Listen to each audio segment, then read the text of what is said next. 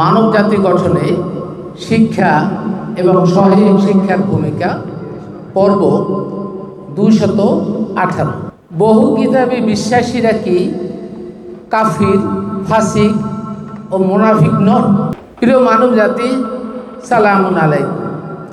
রব্বি আউযু বিকা মিন হামাযাতিশ শায়াতিন ওয়া আউযু বিকা রব্বি আইয়াহজুরুন। আমরা ইতিপূর্বে এই বিষয়টি নিয়ে 4টা পর্ব করেছি, প্রতিটা কোরআনের আয়াত নিয়ে, যে আমরা কেন এই কিতাবের বাহিরে অন্য কোনো কিতাব অনুসরণ করব না, আর যারা এই কিতাবের বাহিরে অন্য কোনো কিতাব অনুসরণ করে তারা কি ভুল করছে, অথবা তারা কি কুফরি করছে, নাকি জুলুম করছে, জালিম করছে, নাকি তারা শিরক করছে। এই বিষয়গুলো আমরা কোরআনের আয়াত দ্বারা ফুটিয়ে তোলার চেষ্টা করছি মানব জাতির সংশোধনের জন্য। আমার এখানে আমরা 5 জন লোক বসে আছি। কর্নার থেকে শুরু করে mister Masum, man of Rajshahi, তারপরে কাউসার ভাই, ম্যান অফ চিটাগাং বা ঢাকার অর্ধেক বাসিন্দা, তারপরে আমাদের জনাব রেদওয়ান ভাই, ম্যান অফ লক্ষ্মীপুর। এই লক্ষ্মী মানুষটা ঢাকা এবং লক্ষ্মীপুর মিলেই থাকে। আর আছেন ইসমাত জাহান, উনি একজন কোরআনের গবেষকের সহধর্মিণী হিসেবে আছেন। আর আছি আমি জাফর, কোরআন নিয়ে গবেষণা করি, শিক্ষা দীক্ষার সাথে আছি ব্যবসা বাণিজ্য নিয়ে। আজকে সূরা আন-নাহল আয়াত নাম্বার 116। ওয়ালা তাকুলু লিমা তাসিফু আলসিনাতুকুমুল কাযিবা। আল্লাহ বললেন, ওয়ালা তাকুলু, বলো না, লিমা তাসিফু আলসিনাতুকুমুল কাযিবা, যেহেতু তোমাদের জিহ্বা মিথ্যা রচনা করে। তো আল্লাহ মানুষকে বলল যে যেহেতু তোমাদের জিহ্বাই মিথ্যা রচনা করে, তাহলে তোমরা মিথ্যা কথা বলো না। হাজা হালাল, হাজা হারাম, এইটা হালাল এবং এইটা হারাম। অর্থাৎ হারাম হালাল এইটা বলা বা এটা বোঝা, এটাকে আল্লাহ ছাড়া অন্য কেউ বলতে পারে কোনটা হালাল কোনটা হারাম? আল্লাহ ছাড়া এই বিধান দেওয়ার ক্ষমতা কারো নেই। আল্লাহ তাই বুঝাইলেন যে এটা তোমরা বলো না। অথচ আমাদের প্রচলিত আলেমগণ দেখি এটা হালাল, এটা জায়েজ, এটা না জায়েজ, এটা করা যাবে না, এটা হারাম, এভাবে কথা বলতেই থাকে। তো যারাই কথা বলতে থাকে তারা কি এই আয়াতের বিরোধিতা করছে কিনা, এইটা আমি রেদওয়ান থেকে জানতে চাচ্ছি। সম্মানিত সুধী মণ্ডলী, আসসালামু আলাইকুম ওয়া রাহমাতুল্লাহি ওয়া বারাকাতুহু। জনাব জাফর সাহেব যে কথাটা বলেছেন, আল্লাহ সুবহানাহু ওয়া তাআলা হালাল হারামের ঘোষণা দিবে, কথা রাইট। আল্লাহ সুবহানাহু ওয়া তাআলা কোরআন শরীফের মধ্যে ঘোষণা দিয়েছেন কোনটা হালাল কোনটা হারাম। ওটা আমরা গবেষণা করে বের করে নিতে হবে যে আল্লাহ সুবহানাহু ওয়া তাআলা কোথায়, কোন আয়াতে, কোন সূরাতে, কোন জায়গায় দুনিয়াবাসীর জন্য কোন জিনিসকে হালাল করেছেন, কোন জিনিসকে হারাম করেছেন। প্রচলিত অনেক কথাই সমাজে আছে, অনেক আলেম অনেক রকম বক্তব্য দেন, কথা বলেন। যেমন উদাহরণস্বরূপ অনেক কথা বলতে চাই। একজন স্বনামধন্য আলেম, আমি ওনার নাম এখন নাই বললাম, উনি একটা বক্তব্য বলেছেন। ওনাকে প্রশ্ন করা হলো যে সন্তান মায়ের দুধ কতদিন খাবে?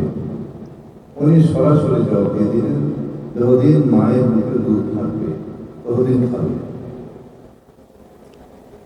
এটা জবাবটা উনি কতটুকু স্বস্তি দিয়েছেন এটা আসলে বুঝতে হবে। অনেকে যদি অস্থির অবস্থার উত্তর দেন, তো সে অস্থির অবস্থার উত্তর দেওয়াটা মোটেই ঠিক হবে না। যে জবাবটা, যে উত্তরটা কোরআন শরীফের সাথে, আল্লাহ তাআলার হুকুমের সাথে কন্ট্রাডিকশন হয়ে যায়। সুতরাং আল্লাহ সুবহানাহু ওয়া তাআলা সন্তানদের দুধ খাওয়ানোর ব্যাপারে যেই ম্যান্ডেট দিয়েছেন, যে সময় দিয়েছেন, ওই সময় অবশ্যই আমরা ফলো করতে হবে। আমরা খামখেয়ালি খেয়ালিপনা করে নিজের মন মতো কথা বলবো আর জনগণের কাছে ওইসব খামখেয়ালি কথা চলে যাবে, এটা কোনোভাবেই ঠিক নয়, কাম্য নয়। কাম্য নয়। বরঞ্চ এই আয়াতে আল্লাহ কি বলছেন, এই আয়াতের প্রেক্ষিতে অন্য আয়াতে আরো কি আছে আমাদেরকে জানতে হবে, গবেষণা করতে হবে এবং জেনে গবেষণা করে আমাদেরকে সঠিক উত্তর মানুষের কাছে পৌঁছাতে হবে। আমি গবেষণা করলাম না, অথবা গবেষণা করলাম ঠিকই, কিন্তু একটা কথা হঠাৎ করে বলে ফেললাম, বুঝলাম না, ভালো করে বুঝে বললাম না, এটা ঠিক নয়। বরঞ্চ ভুল হতে পারে, ভুল বলে আমার ওই বক্তব্যটা, আমার ওই কথাটাকে আমি আবার ক্যান্সেল করতে হবে, করতে হবে যে না, আমার ওই বক্তব্য ভুল ছিল। যে ধন্যবাদ রেজন ভাই, অসুন্দর একটা এক্সাম্পল দিলেন। আমরা পরে একটু জানতে চাচ্ছি যে এই যে আমরা যদি নিজেরা হালাল হারাম কোনোটাকে ঘোষণা করি, তার জন্য আল্লাহ কি বলছেন পরবর্তী অংশটা, লিতাফতারু আলাল্লাহিল কাযিবা, তারা যেন আল্লাহর নামে মিথ্যা রচনা করলো। আর বলেছে ইন্নাল্লাযীনা ইয়াফতারুনা আলাল্লাহিল কাযিবা লা ইফলাহুন, যারা আল্লাহর নামে মিথ্যা রচনা করে তারা সফল কাম হবেন না। এখন সফল কাম বলতে বোঝাচ্ছে তারা জান্নাত পাবেন না। আমাদের দুনিয়ার সফল কাম যদি আমরা বলি যে একটা লোক ভালো ইনকাম করে, ভালো চলে, ভালো খায়, এইটা সাকসেসের সফল কাম, আল্লাহ কিন্তু এইটাকে সফল কাম বলেননি। আল্লাহ বলছেন এরা সফল কাম হবেন না, মানে হলো এরা জান্নাত পাবেন না। এবার আসি পরবর্তী আয়াতে, সূরা আল কাহাফ 18 নম্বর সূরার 110 নম্বর আয়াত, কুল ইন্নামা আনা বাশারুম মিসলাকুম, আল্লাহ রসুলকে বলে দিলে, হে রসুল তুমি বলো, ইন্নামা আনা বাশারুম মিসলাকুম, আমি তোমাদের মতোই একজন মানুষ। ইলাইয়া, আমার প্রতি ওহী নাজিল হয়, আন্নামা ইলাহুকুম, অর্থাৎ তোমাদের যে ইলা আমারও ইলা এক, কিন্তু পার্থক্য হলো আমার কাছে ওহী নাজিল, তোমার কাছে ওহী নাজিল হয় না। তাহলে আমরা এখানে দেখি অনেক বিতর্ক হয়, অনেকে বলে আমাদের রসুল নূরের তৈরি, নূরের তৈরি, কোনো মানুষ নাই, এই মিথ্যাচার করা হয়। নবী নূরের তৈরি, মিথ্যাচার করা হয়, অর্থাৎ তারা কোরআন বোঝেনি।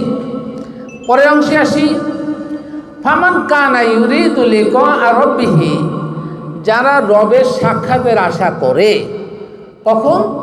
কিয়ামতের সময়, বিচার দিবসের সময়, অর্থাৎ ফল ঘোষণার দিনের সময়, ফালিয়ামাল আমালা সালিহান, তারা যেন সৎকর্ম করে। সৎকর্ম কোথা থেকে জাজ করবেন? সত্যের মাপকাঠি একমাত্র কোরআন। কোরআনে যেটা আমল করতে বলছে সেইটা আমল করবেন, যা নিষেধ করছে বলছে নিষেধ করবেন, দ্যাট ইজ সৎকর্ম করা।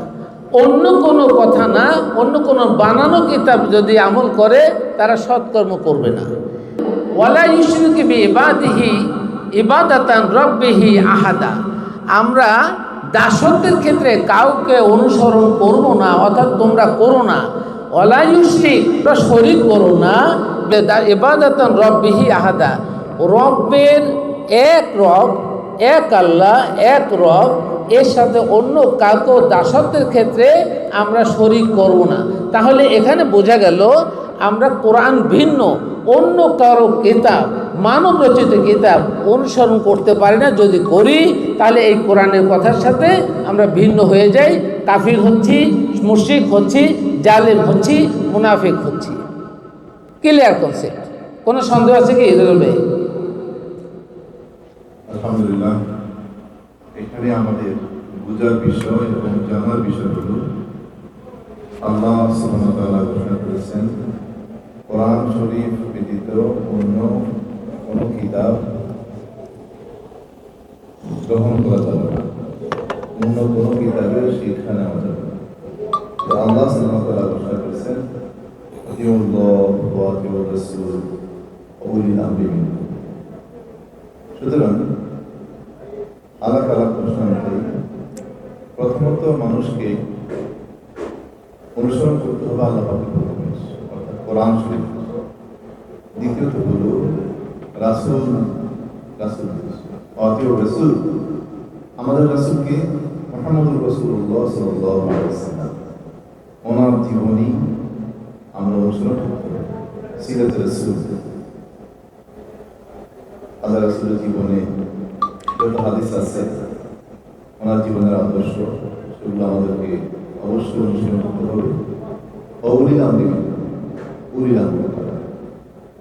নিয়ে অনেক ব্যাখ্যা আছে, অনেক কথা আছে, অনেক লম্বা আলোচনা আছে। সুতরাং আল্লাহ রাসূলের পক্ষ থেকে যে বাণী আসছে হাদিস শরীফ, কোরআন শরীফের উপরে হাদিস শরীফ অবশ্যই অ্যাকসেপ্টেবল, গ্রহণযোগ্য। হাদিস শরীফ গ্রহণ করতে হবে। হাদিস শরীফের পরে যেসব সরাসরি মাসালি কিতাব আসছে, ওগুলো গ্রহণ করতে হবে। কারণ উলিল আমর যারা ছিলেন, এখনো আছেন, আমাদের লেখা কিতাব যেগুলো আছে কোরআন এবং হাদিসের আলোকে, সেসব কিতাবও আমাদেরকে গ্রহণ করতে হবে। কোরআন হাদিসের ভিত্তিতে যেসব মাসাইল দেওয়া হয়েছে, আলোচনা করা হয়েছে, সেগুলো অবশ্যই গ্রহণযোগ্য। এগুলো কোরআন এবং হাদিসের বাইরে নয়।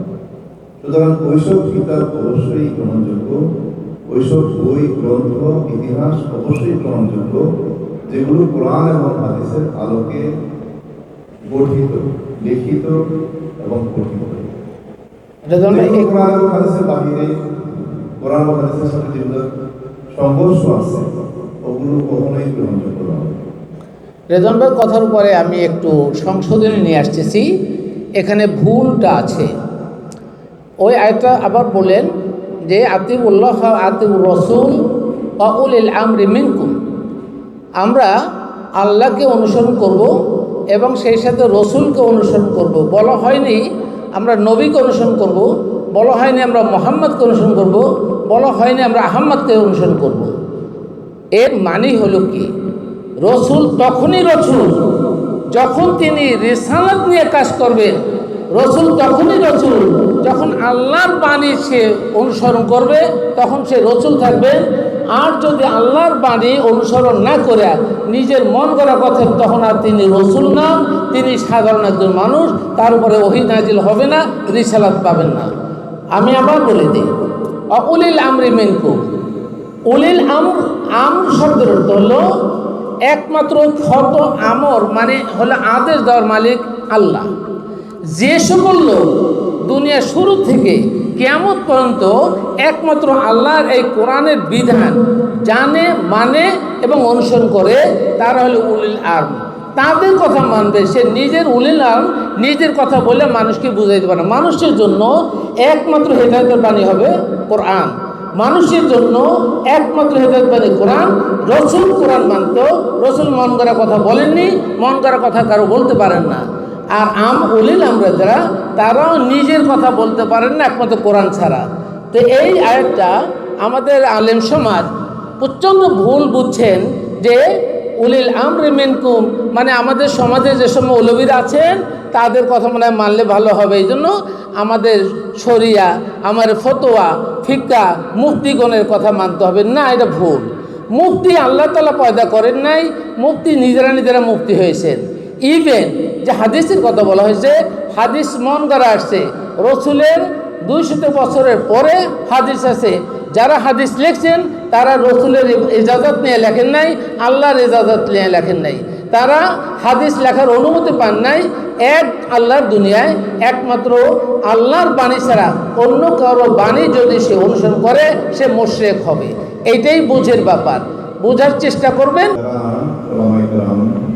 কবি আছেন, মুফতি আছেন, মুফাসসির আছেন, মুহাদ্দিস আছেন, ওনাদের কথা অবশ্যই গ্রহণযোগ্য যদি ওনার কথা কোরআন এবং হাদিসের আলোকে হয়, এবং ওনাদেরকে আল্লাহ পাক ওনাদের উপর ঘোষণা করছেন, ওমান ইউরিদুল্লাহা খায়রান ইউফাক্কিহু ফিদ্দীন। সুতরাং দ্বীনের ব্যাপারে আল্লাহ পাক যাদেরকে ইলম দান করেছেন, কোরআন এবং হাদিসের ইলম যাদেরকে দান করেছেন, ওনারাই বলেন উলিল আমর। আচ্ছা, আমি এখানে বলে দেই, সমস্যাটা এখানে বিতর্কে যাওয়ার দরকার নেই। আপনি বলছেন কোরআন হাদিস, আল্লাহ কোরআনের সাথে মানব রচিত হাদিসকে কোনো আয়াতে মিলান নাই। কোরআনের সাথে হাদিস তুলনাই করতে পারবেন না। যদি করেন কোরআনের সাথে অন্য কোনো কিতাবকে, তাহলে কোরআনের সাথে মুশরিক হলেন। হাদিস কোন হাদিস, কার লেখা হাদিস, কয়টা হাদিস, কয়জন রাবি? আল্লাহ কি একজন রাবিকেও আল্লাহ সমর্থন করছে নাকি ওহী দিচ্ছেন? একমাত্র আল্লাহ নবী, আল্লাহ রসুলগণ, নবীগণ রসুলগণ ছাড়া অন্য কেউ এজাজত মানা যাবে না। নবীগণকেও আল্লাহ তিরস্কার করেছেন। মুহাদ্দিস তো পড়ে, আল্লাহ নবীদেরকেও তিরস্কার করছেন বিভিন্ন জায়গায়, কারণ রসুলকে কোনো আয়াতে তিরস্কার করেন নাই। রসুল যখন বলছেন তখন শুধু রিসালাতের কথা, নবীর কথা বলছেন তখন বলছে তুমি এটা করো নাই কেন, তুমি ওইটা করো নাই কেন। তার ব্যক্তিগত জীবনের অনেক আছে, কোরআন ঘাটেন পেয়ে যাবেন, না হলে আমি বলে দেবো কোন কোন আয়াতে রসুলের কথা বলা হয় নাই আর রসুল নবীর কথা বলা হয়েছে। সুতরাং আপনি সূরা তাহরিমে যান, 1 নম্বর আয়াত, আল্লাহ বললেন আমি যা হালাল করেছি তুমি তা হারাম করলে কেন? কিন্তু যখন রিসালাতের কথা আসেন এইরকম কোনো ধিক্কার দিয়ে কথা বলেন নাই। সুতরাং যারা হাদিসের সাথে কোরআন মিলান বা কোরআন হাদিস, তারাই ভুল করছেন। কোরআনের সাথে অন্য কোনো কিতাব মানবে না, কারণ রসুলের মৃত্যুর 250 বছর পরে যে হাদিস আসছে ওই একটা হাদিসের রাবি আল্লাহর অনুমোদিত না, রসুলের অনুমোদন দেন নেই। কার অনুমোদন দিয়ে সে হাদিস লেখল? আর আমরা হাদিস কোরআন মিলাই ফেললেন। এত এমালকাট করলে তারা ধ্বংসের পথে যাচ্ছে এবং যাবে। সুতরাং পরে আসি, আপনার বিতর্ক থাকলে আমার সাথে জানেন। এর জন্য যদি যতগুলো আয়াত লাগে সমস্ত কোরআন থেকে আমি আয়াত বলে দেব, কোনো আয়াত ছাড়া যাব না। সূরা আশ-শুআরা 26 নং সূরার 21 নং আয়াত, ফারারতু মিনহুম লাম্মা ইয়াখিফতুকুম, এরপর আমি তোমাদের ভয়ভীত হইয়া তোমাদের কাছ থেকে পালিয়ে গিয়েছিলাম। রসুল বলল যখন মক্কা নগর থেকে যখন হিজরত করলেন তখনকার এই কথাটা আসছেন, এরপর আমি তোমাদেরকে ভয় পেয়ে, রসুলকে মেরে ফেলতে পারতেন, তোমাদের থেকে পালিয়ে গিয়েছিলাম। অহবালি রব্বি হুকমান, আল্লাহ আমাকে হুকমা দিলেন, ওয়াজালানি মিনাল মুরসালিন, আমাকে রসুলদের মধ্যে অন্তর্ভুক্ত করলেন। আল্লাহ কিন্তু বলছেন আমাকে রসুলদের মধ্যে অন্তর্ভুক্ত করছেন। আল্লাহ কিন্তু বলেন না আমাকে নবুয়তের মধ্যে বা নবীদের মধ্যে অন্তর্ভুক্ত করছেন। উনি ওই সময় নবীও ছিলেন, রসুলও হলেন, কিন্তু বলেন নাই আল্লাহ নবীদের মধ্যে অন্তর্ভুক্ত করছেন। ফাজালেন, দেখেন, ফাজালানি মিনাল মুরসালিন, আমাদের রসুলদের মধ্যে অন্তর্ভুক্ত করছেন, বলেননি আমাকে নবীদের মধ্যে অন্তর্ভুক্ত করছেন। কারণ কি এটা বুঝতে হবে, নবীদের মধ্যে অন্তর্ভুক্ত করা, রসুলের মধ্যে আকাশ পাতাল difference. Although he also was the নবী অ্যান্ড অলসো ওয়াজ দ্য রসুল। সুতরাং পার্থক্য আমাদের মৌলবীরা বোঝেন নাই, এই জন্য নবী রসুল পার্থক্য না করে নবী জায়গায় নবী। আরও কথা হাদিসের সাথে যেটা বলেন, কলা কলা রসুল্লাহ সাল্লাল্লাহু আলাইহি ওয়াসাল্লাম, দেখুন কলা কলা রসুল্লাহ সাল্লাম, মানে কলা মানে আল্লাহর থেকে আসলো, আর কলা রসুল্লাহ আল্লাহর বাণী। আবার উনি নূতন করে কোনো হাদিস রচনা করতে পারে না, কলা কলা রসুল্লাহ আসতে পারে না। একমাত্র কলা হবে আল্লাহ। রসুল বলেন নেই ওমা ইয়ানতিকু আনিল হাওয়া, রসুল মন করা কথা বলেন নাই। আমরা কোনো রসুলের নাই মন করা কথা বলি, সুতরাং এটা হবে না। সূরা আনকাবুত 29 নম্বর সূরার 65 নম্বর আয়াত, যখন তারা নৌযানে আরোহণ করলো, দাউল্লাহি মুখলিসিনা লাহুদ্দিন, তখন তারা আল্লাহর কাছে দোয়া করে, আল্লাহ একনিষ্ঠভাবে আল্লাহকে ডাকে, দাউল্লাহি মুখলিসিনা লাহুদ্দিন, মুখলিস খালিস নিয়তে আল্লাহকে ডাকে। যখন নৌকায় আমরা আরোহণ করি, নৌকায় যখন ঝড়ঝাপটা হয়, ওলটপালট হয়, ডুবে যাওয়ার ব্যবস্থা হয়, তখন আমরা আল্লাহকে ডাকি, তখন রসুলকে ডাকি না, রসুল তুমি আমাদেরকে ঠেকাও। নবীকে ডাকি না, নবী আমাকে দেখাও। দাওয়াল্লাহি মুখলিসিনা লাহুদ্দিন, একমাত্র একনিষ্ঠভাবে আল্লাহকে ডাকে, আল্লাহ আমাদেরকে রক্ষা করো। ফালাম্মা ফাতলাজাইনাহু, যখনই ইলাল বাররে, যখনই তাদেরকে তীরে নিরাপদ স্থানে আনেন, তখন ইলাল বাররে ইজা হুম ইশরিকুন, তারপরে তারা শিরক করা শুরু করে দেয়। কিরকম শিরক করে?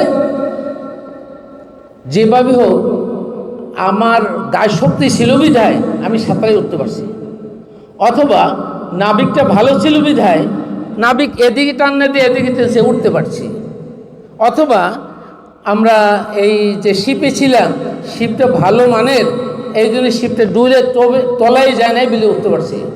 শুনতে হবে একমাত্র আল্লাহর, কিন্তু শুধু আল্লাহটা না করে যখন তীরে উঠাই দিলেন আল্লাহ, তখন নাবিকের সুনাম, নৌকার সুনাম, শিপের সুনাম, ব্যক্তিগত সুনাম, তারা শিরক করছে, তারা মুশরিক, তারা আল্লাহর শুকরিয়া করেননি। আল্লাহর শুকরিয়া হবে একমাত্র আল্লাহ। সূরা সূরা 42 নম্বর সূরা 7 নম্বর আয়াত। ওয়াকাযালিকা আওহাইনা ইলাইকা কুরআনান আরাবিয়ান লিতুনজিরা উম্মুল কুরআন। আর এভাবেই আমরা তোমার প্রতি আরবি ভাষায় কোরআন নাজিল করেছি, যাতে উম্মুল কুরা বলতে মক্কা হাওলানা, অর্থাৎ মক্কা এবং চারপাশের লোকজনকে তুমি সতর্ক করতে পারো। তো অনেকেই মনে করেন যে আল্লাহ যদি কোরআন বাংলা ভাষায় রচনা করতেন তাহলে আমরা বাঙালি হিসাবে ভালোভাবে বুঝতে পারতাম, করছে আরবি ভাষা আমরা বুঝি নাই। কিন্তু আল্লাহ যেহেতু কোরআন রসুল আকরাম সাল্লাল্লাহু আলাইহি ওয়াসাল্লাম নাজিল করছেন, তিনি যেন বুঝতে পারেন এবং তার আশেপাশে মক্কা নগরী এবং তার আশেপাশের নগরীর লোক যাতে কোরআন বুঝতে পারে, এই জন্য কোরআন নাজিল করা হয়েছে। তারপরে আল্লাহ জানতেন, যিনি আলিমুল গায়ব, যে সকল দুনিয়ায় যত ভাষা আছে ওই ভাষার একমাত্র ভাষায় রূপান্তর আল্লাহই করেন। সুতরাং এই কোরআন যে অন্য ভাষায় রূপান্তরিত হবে সেটা আল্লাহ জানা। বিধায় ওই কোরআন আরবিতে রচনা করার পরেও আমরা কিন্তু এখন বাংলা ভাষায় তর্জমা তাফসীর করে কোরআন বোঝার চেষ্টা করছি। ওয়াতানজিরু ইয়াউমাল জামআ লা রাইবা ফিহি, এবং এই জন্য সতর্ক করতে একত্রিতভাবে হতে পারে যাতে এর মধ্যে কোনো সন্দেহ না থাকে। দেখুন, আল্লাহ কোরআনের মধ্যে সন্দেহ থাকবে না বিধায় আল্লাহ অন্য জায়গায় বলছেন যে এই কোরআন যদি গয়রুল্লাহ থেকে আসতো লাওয়াজিদা ফিহি ইখতিলাফান কাসীরা, তাহলে তোমাদের তো অনেক পরিবর্তন ইখতিলাফ পাইত। যেখানে কোরআন অন্য গয়রুল্লাহ থেকে নাজিল করা হয় নাই, একমাত্র আল্লাহর থেকে, একমাত্র রসুলদের কাছে এবং একমাত্র জিবরাইলের কাছে। জিবরাইল 3 জন ছিলেন না, 1 জন। এই কোরআনের ব্যাখ্যা বিশ্লেষণ করে কি করে এই শতাধিক অথবা ডজনখানেক মুহাদ্দিস অথবা ডজনখানেক রাবিদেরকে দিয়া হাদিস রচনা করলো, এরা কি ইবলিস ছাড়া কিছু হতে পারে? খারাপ লাগবে, কিন্তু হতে পারে না। আমি বলি, আপনাকে শেষ করে দেই। তাহলে দেখুন, কোরআন একমাত্র আল্লাহর পক্ষ থেকে আসছে, এর ভিতরে কোনো পার্থক্য নেই। এই জন্য বলছে যে তুমি এখানে কোনো সন্দেহ পাবে না। লা রাইবা ফি, রয়বুন শব্দটা এবং লা শাক্কা ফি, শাক্কুন মানে সন্দেহ, রয়বুন সন্দেহ। শাক্কুন শব্দ মানে আপনি এইটা দেখা কভার দেওয়া আছে, মনে করবেন এটা কি ক্যালকুলেটর নাকি ট্যাব, সন্দেহ আছে, দেখা বুঝতেছেন না, এটা আল শাক্কুন।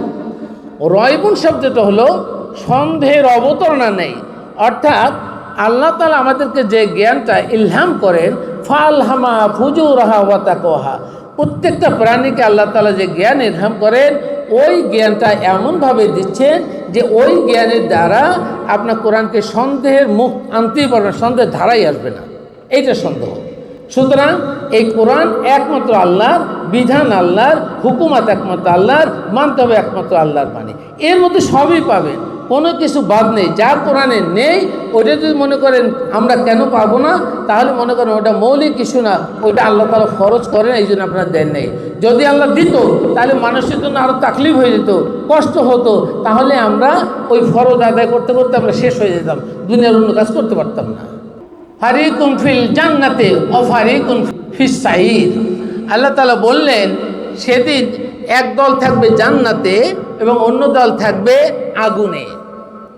এখানেই বলে দিলে যারা এই একমাত্র কোরআন ভিন্ন অন্য কোনো কিতাব মানবে, অন্য কোনো কিতাবের কথা বলবে, অন্যটা অনুসরণ করবে, জাতির জন্য ছড়াবে, তারাই সাইরে যাবে জাহান্নামে। আর একমাত্র কোরআন যারা অনুসরণ করবে, যারা বুঝবে, তারা যাবে জান্নাতে। এই ফারিকুনটা এখানে বলার যুক্তিটা এখানে। আমাদের আলেমদেরকে আমরা বিতর্কের মধ্যে নিব না, আলেমদেরকে প্রত্যেকের আমরা সম্মান করি। আলেমরা কোরআন বুঝুক, কোরআন নিয়ে গবেষণা করুক, তাহলে আমাদের আলেমদের মধ্যে আমাদের আর কোনো বিভেদ থাকবে না। সূরা সূরা 42 নম্বর সূরার 13 নম্বর আয়াত, তিনি তোমাদের জন্য বিধিবদ্ধ করেছেন এমন বিধিবিধান যার নির্দেশ তিনি দিয়েছেন নূহকে। কে করলেন? আল্লাহ। আল্লাহ আমাদের জন্য এমন বিধিবিধান করলেন যে নির্দেশ নূহকে দিয়েছেন, নূহ নবীকে। এবং যা আমরা ওহী করেছি তোমাকে, অর্থাৎ রসুলকে ওহী করেছি। তাহলে রসুলকে যে ওহী করছে, নূহকে যে ওহী করছে, এর মধ্যে কোনো পার্থক্য আছে কি? নেই। এই জন্য আল্লাহ বলছে লা নুফাররিকু বাইনা আহাদিম মির রাসূলি, রসুলদের মধ্যে তোমরা কোনো পার্থক্য করতে পারো না। অথচ আমাদের আলেমরা বলে কি আমাদের বিশ্ব নবী হলো সকল নবী সেরা নবী, আপনি বলতে পারবেন না, আল্লাহ বলেন, আপনি বলবেন কেন? সুতরাং আমরা পার্থক্য করতে পারি না। আর যার নির্দেশ দিয়েছিলাম ইব্রাহিম, মুসা ও ঈসাকে, এবং তাহলে ইব্রাহিম, মুসা, ঈসা আলাইহিস সালাম এই সকল নবী রসুলগণকে আল্লাহ একই নির্দেশ দিচ্ছেন। আল্লাহর নির্দেশে মানব জাতির জন্য কোনো ভিন্ন নির্দেশ নেই। সুতরাং আল্লাহর নির্দেশে যারা বৈরিত করবে তারা মুশরিক। তোমরা তোমাদের জীবন ব্যবস্থাকে সমাজ প্রতিষ্ঠা করো এবং তাতে মতভেদ করো না। তাহলে আল্লাহর জীবন বিধান যদি এই কোরআন হয় তাহলে কোনো মতবিরোধ হতো? সুতরাং এইটা না হইয়া আমরা হাদিস ইখতিলাফ করিয়া ইজমা কিয়াস করিয়া আমরা নিজেরা শরিয়া বানিয়া ইখতিলাফ বানাইলাম। একই দেশে একই সাবকন্টিনেন্টে দলের অভাব নেই, মতবাদের অভাব নেই, সিলসিলার অভাব নেই। তাহলে কোনটা কারে? সত্য হবে একটা, সেটা যে কোরআন মানবে। আর সত্য যদি কোরআন না মানবে একটাও সত্য না। তুমি মসজিদদের তার প্রতি আহ্বান করছো যা তাদের কাছে কঠিন মনে হয়। আল্লাহ রসুলকে বললেন যে তুমি মুশরিকদেরকে যার কাছে আহ্বান করছো তো কোরআনের বাণী মুশরিক শোনাচ্ছে, ওটা তো কঠিন মনে হবে, কারণ তার ওটা আগে মুশরিক হয়ে গেছে, শিরক করছে। সুতরাং এখান থেকে আপনি এটাও বুঝবেন আমরা যে সমস্ত আলেম ওলামাকে এই কোরআনের বাণী শোনাতে চাই তার শুনতে কষ্ট লাগে, কারণ তারা হাদিস থেকে বিভ্রান্ত হইয়া, অন্যান্য আকাবি থেকে বিভ্রান্ত হইয়া কোরআন থেকে বিমুখ হয়ে গেছে, এই জন্য কষ্ট লাগে। আল্লাহ বলেই দিলেন এখানে আল্লাহ যাকে চান নবী রসুল হিসাবে তার জন্য মনোনীত করেন এবং তার অভিমুখী করেন। তিনি তাকে অতাৎক্ষণিকভাবে তার থেকে পথ প্রদর্শন করেন। অর্থাৎ আল্লাহ যাকে চান তাকে পথভ্রষ্ট করেন। এখন আপনি সাধারণভাবে মনে করবেন তাহলে যাকে পথভ্রষ্ট করেন কাফের, তাদেরকে আল্লাহ কাফের বানাইতে চেয়েছিল? মোটেই না।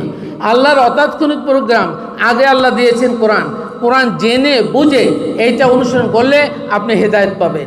কোরআন ভিন্ন অন্য বাণী পড়লে আপনি হেদায়েত পাবেন না। এইটা বুঝে এলো। এইটা আল্লাহ কাউকে কাফের বানাতে চায়নি, কারো মুশরিক বানাতে চায়নি, কারো জালিম বানাতে চায়নি, কারো মজলুম হতে চায়নি।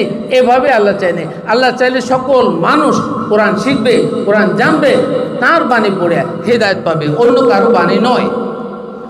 সূরা জাসিয়া আয়াত নাম্বার 18 বললেন এরপর আমরা তোমাকে প্রতিষ্ঠা করতে দ্বীনের বিষয়ে এক শরীয়তের উপর, সুম্মা জালনা আলা শরিয়তি মিনাল আমর, বললেন যে একমাত্র এক আদেশে শরীয়তের উপরে আমরা তোমাকে প্রতিষ্ঠা করছি। আমরা শরীয়ত বলি না, মানব রচিত শরীয়ত হবে না, শরীয়ত হবে একমাত্র আল্লাহ। এই এক শরীয়তের উপরে মানব জাতিকে প্রতিষ্ঠা করতে চেয়েছেন। তুমি তা অনুসরণ করো এবং নির্ভুল জ্ঞান থাকা ব্যক্তিদের খেয়াল খুশির অনুসরণ করো না। যে সমস্ত ব্যক্তিদের জ্ঞান নির্ভুল নয়, অর্থাৎ কোরআন ভিন্ন অন্য জ্ঞানে গেছে, তাদের খেয়াল খুশিতে অনুসরণ করো না। এই জন্য অন্য জায়গায় রসুলকে বলছে তুমি অধিক লোকের পথ অনুসরণ করো না, তারা তোমাকে আল্লাহর পথ থেকে বিচ্যুত করবে। তাই যদি হয় তাহলে আমাদের দেশে অধিকাংশ মানুষ কোরআন জানে না। আমরা যে গণতন্ত্র মানি, নির্বাচন করি, তাহলে নির্বাচনে কি সঠিক নেতা হবে? কারণ অধিকাংশ যারা ভোটার তারা তো মুশরিক, তারা কাফির, তারা জালিম, জুলুম করছে, তাদের ভোটে নির্বাচিত হচ্ছেন। ওই নেতা তো জালিমের নেতা, ওই নেতা তো কাফেরের নেতা। তাহলে আসল নেতা কিন্তু আমাদের দেশে আমরা পাচ্ছি না। আল্লাহর বিধানের সাথে সম্পৃক্ত করে তারপর হবে গণতন্ত্র। গণতন্ত্র আব্রাহাম লিঙ্কনের গণতন্ত্র হইলে আমরা কাফির জালিম হয়ে যাব। সূরা আহকাম 46 নম্বর সূরা 9 নম্বর আয়াত আল্লাহ বললেন বলে দাও তুমি রসুলগণের মধ্যে নূতন কেউ নই। অর্থাৎ আমি রসুলগণের মধ্যে নূতন কেউ নই, এটা আল্লাহ রসুলকে বললেন কুল মা কুনতুম বিদআ মিনার রাসূল, আমি রসুলদের মধ্যে নূতন কেউ আসি নাই এবং আমি জানি না আমারও তোমাদের সাথে কি আচরণ করা হবে। ওমা আদরি মা ইয়াফআলু বি ওয়ালা বিকুম, অর্থাৎ আল্লাহ রসুলকে শিখাই দিলেন যে আমি রসুল হিসেবে নূতন কেউ নই। আমি নিজেই জানি না কিয়ামতের দিনে বিচার দিবসে আমার সাথে কি আচরণ করা হবে আর তোমাদের সাথে কি করা হবে। তাহলে রসুল কোনো কিছু বলার অথবা কারো জান্নাতে নেয়ার, কারো সাফায়াত নেয়ার এখতিয়ার কি এখানে রেখেছে? রাখিনি। অথচ আমাদের প্রচলিত সমাজ আছে রসুলের সাফায়াত ছাড়া নাকি জান্নাতেই যাওয়া যাবে না। আল্লাহ তো বলেননি। এই কথাগুলো নূল বুঝে চলে আসেন। আমার প্রতি যা ওহী করা হয় আমি কেবল তাই অনুসরণ করি। আল্লাহ বলছেন ইল্লা মা ইউহি ইলাইয়া, আমার উপরে যা ওহী হয় ওইটা ছাড়া আমি আর কিছু অনুসরণ করি না। তাহলে আল্লাহ রসুলকে যে ওহী করেন উনি ওইটা অনুসরণ করছেন। আর আমরা রসুলের মৃত্যুর 250 বছর পরে তথাকথিত কিছু আলেম সমাজ অথবা তখনকার সময়ের যে রাবি তাদের রচিত হাদিসকে প্রধান নিয়ে কোরআন ভুলে যাচ্ছি। এরপর বলে আমরা সবচেয়ে সেরা মৌলবী, আমরা জান্নাতে যাব। How dare you are to tell like this? এটা কিভাবে সম্ভব? আল্লাহ শিখে দিলেন। এবং আর আমি একজন স্পষ্ট সতর্ককারী মাত্র। আল্লাহ রসুল কোনো কিছু জোর জবরদস্তি করতে পারেন নাই। কারো জোরে বলা যায় তুমি ইমান মানো, তুমি কোরআন মানো, মানতে বাধ্য, জোর করে দিলাম, জোর করে নামাজ পড়াবা না, এটা বলেন নাই। আল্লাহ বলছেন তুমি এটা করো, এটা আল্লাহর পক্ষ থেকে আমার পর নির্দেশ আছে, এই নির্দেশ আমি ছড়াই দিলাম। তুমি মানলে তুমি জান্নাতি হবা, মানবে না তুমি জাহান্নামে যাবা। মানলে তুমি তোমার অভিভাবক হবে আল্লাহ, মানবে না তোমার অভিভাবক হবে ইবলিস। সুতরাং এখানে আর কোনো কথা থাকতে পারে না। সূরা আন-নাজম 53 3 এবং 4 ওমা ইয়ান্তিকু আনিল হাওয়া। আল্লাহ রসুলকে দিয়ে বলেন, আল্লাহ বললেন যে আমার রসুল আর সে মন গড়া কোনো কথা বলে না। আর ইন হুয়া ইল্লা ওয়াহি ইউহা, তার উপর যা ওহী তা ছাড়া। তাহলে আমরা কি বলতে পারি রসুল এটা বলছে, নবী এটা বলছে, মোহাম্মদ এটা বলছে, আহমদ এটা বলছে? এটা বলতে পারি না। কারণ আল্লাহর কথাই হলো কোরআনে আসছে। সুতরাং কোরআনে যা বলছে ওইটা আল্লাহর প্রতি রসুল প্রতি ওহী হয়েছে, আমরা তাই মানব। সুতরাং আমি যে কিতাব মানব আমার আল্লাহর রসুল উনি একই কিতাব মানছে। এই কিতাব ছাড়া অন্য কিতাবে যারা বিশ্বাসী তারা কি করে জালিম, ফাসিক, কাফির না হয়ে অন্য কিছু হতে পারে, কিন্তু মুমিন হতে পারে না।